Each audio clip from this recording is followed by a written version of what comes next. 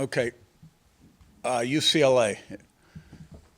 UCLA, we're playing a 3-0 football team that's undefeated. That's 3-0 in the conference.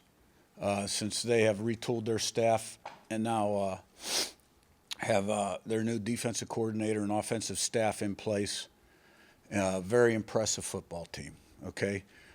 And offensively, this team is rushing for 233 yards a game right now in their last 3 games, which would be against Penn State, Michigan State, and Maryland.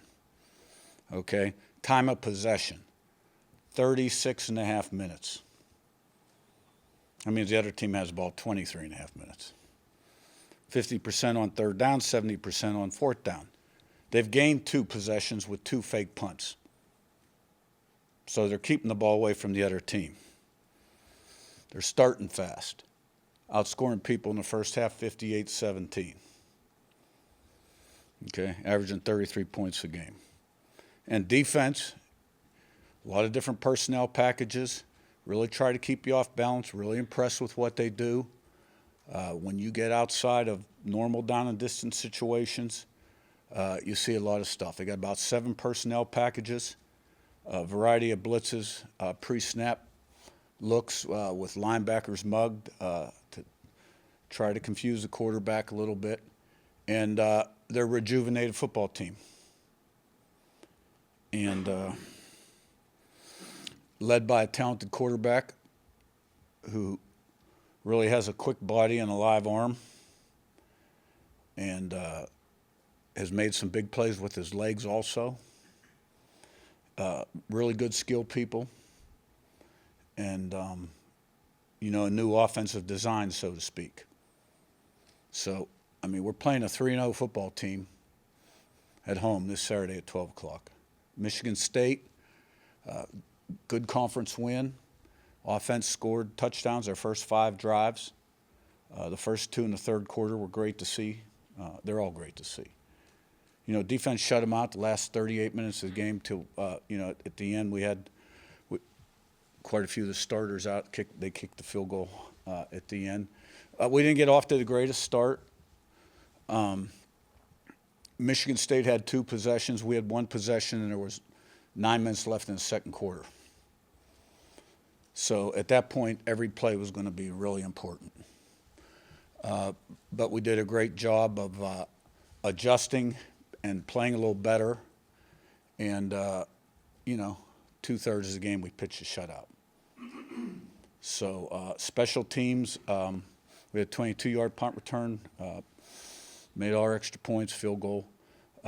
Both kickoff guys kicked the ball out of the end zone. We didn't punt. They punted twice, once with the quarterback. So, but this is going to take tremendous preparation and effort on our part this Saturday. Questions? Just first, real quick, did you have any updates on Kellen Wyatt? Did he come out of that game? Yeah.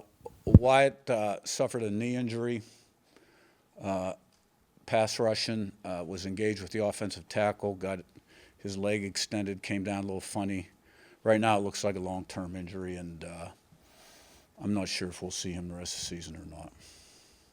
In terms of injuries in general with your team, I know this, some of it's luck and some of it is avoiding those kind of things. But when you look, I don't know if you look at the Big Ten availability reports each week, but their teams mostly with 20, 15 names on there.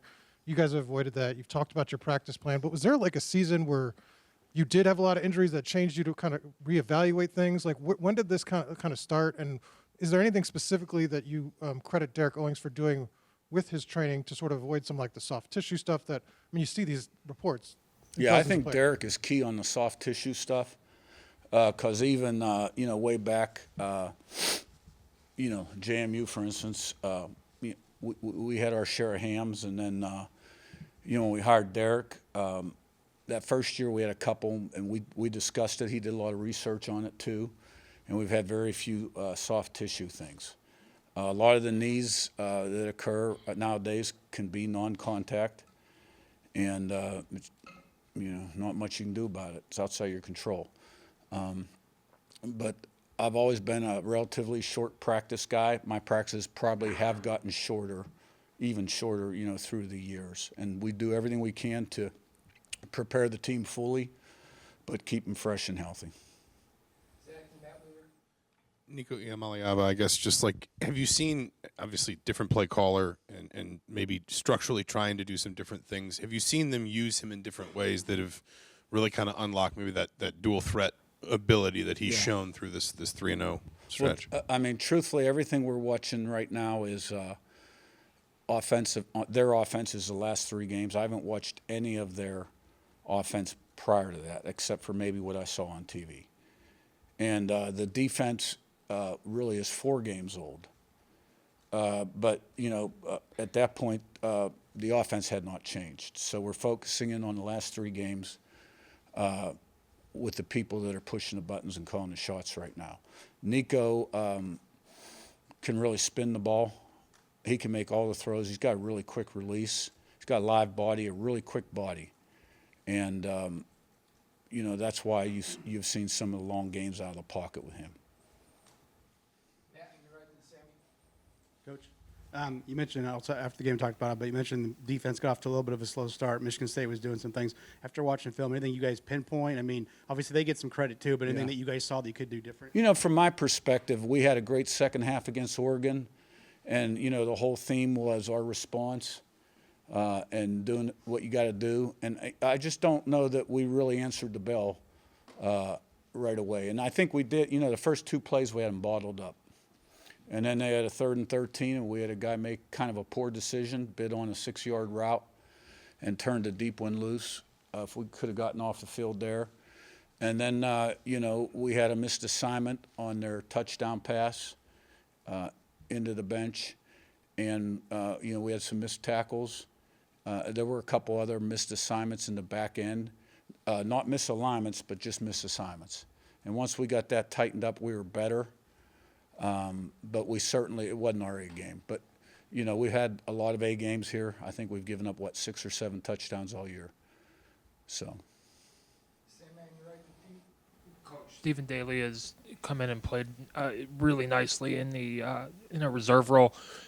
How much does he need to step out now that Kellen Wyatt's out, and what have you seen that he's been so impactful early? Yeah, he's a guy I really wish we had a couple years, because he is a tremendous athlete and has really, once he's learned the defense, he's really making fast progress.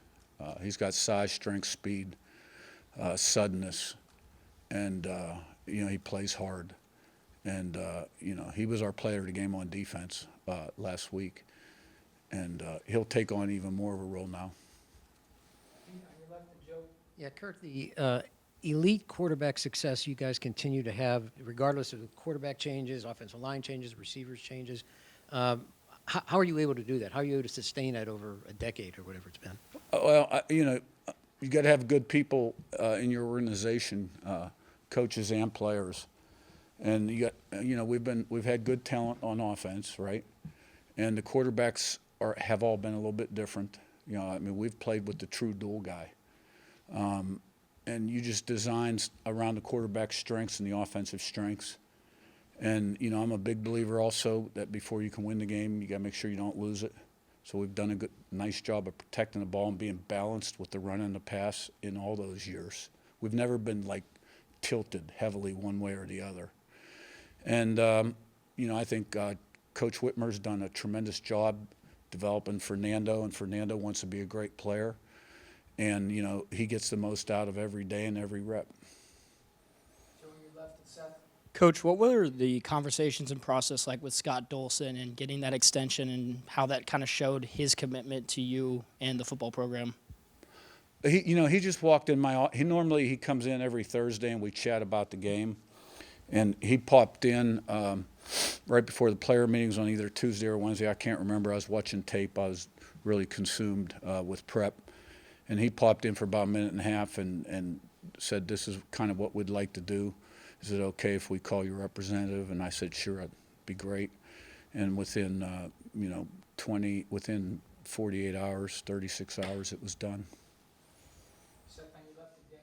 Curt, your team is tied for 8th in the country in fewest penalties per game, and you've had the 4th fewest penalty yards per game. Both of those are improvements from last season. Just what does that say about this team and the discipline they play with on the field? Well, that's you got to You want them to play fast. You want them to play physical. You want to be relentless. But you got to be smart. You got to make choices and decisions out on the football field, right? And the discipline. I mean, you never want any pre-snap penalties. Now, we've had a few on the road. But, you know, we've done a nice job of keeping the blocks in the front in the special teams game. And our defense does a nice job with know when to pull off and still rally and get multiple hats to the ball. And, you know, I've really seen that trend in the right direction, you know, the last 4 or 5 years. And this team, with its veteran leadership, character, and intelligence, we've still had a few too many, in my opinion, right? And we can get better yet. Our goal is 1-30 on offense, defense, and teams, and has been ever, forever and ever. And so there's a lot of games we have accomplished that goal. On Omar, just what did he show you this spring to win that slot spot, and just why is he so good inside? Yeah. Well, you know, he showed me a lot last fall, my first year with him, that he was an explosive player.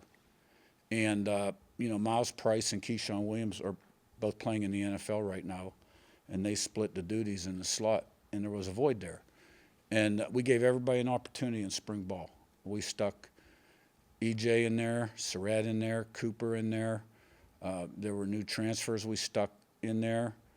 And, you know, Cooper just seemed the most comfortable. But he still gets his reps outside, too, you know, in 12 personnel when we're playing with 2 receivers. And we have the ability to put him outside even in 11 personnel. So, and I just think what you're seeing from him is, you know, he's older, he's more mature, he's a veteran now. He sees what's out there, and he's just becoming a lot more consistent and explosive, and he's a hard tackle.